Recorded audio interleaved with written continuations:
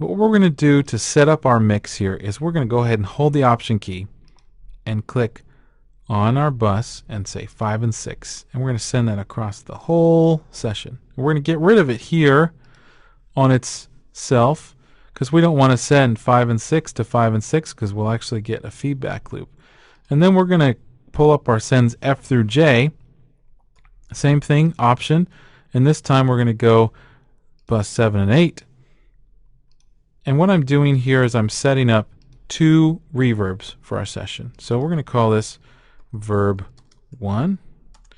And then we're going to go ahead and add another stereo aux input and call it verb 2. And on this track we're going to put bus 7 and 8. And now anything that we want to put to this second reverb, we will move up here, and anything we want to go to the first reverb will go up there. So the second one right here, we could go ahead and grab whatever kind of reverb. We'll probably change it in the end, but what you want to do is just toss some reverbs on there to get started. There's a couple lines of thoughts on what kind of reverbs to use. Usually people will take and put a long reverb and a short reverb.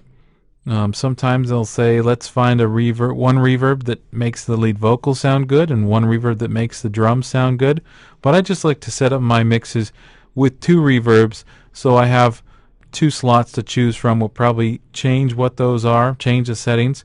But right now you can see that if we go and say,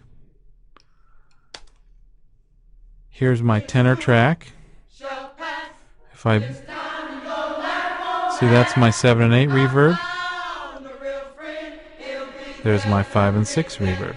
Okay, and the cool thing, in addition to this, in Pro Tools here, if I go to my I/O setup, I go over to buses, I can go to 5, 6, and I can call it verb 1, and I can go to 7 and 8, call it verb 2, and hit OK and watch what happens.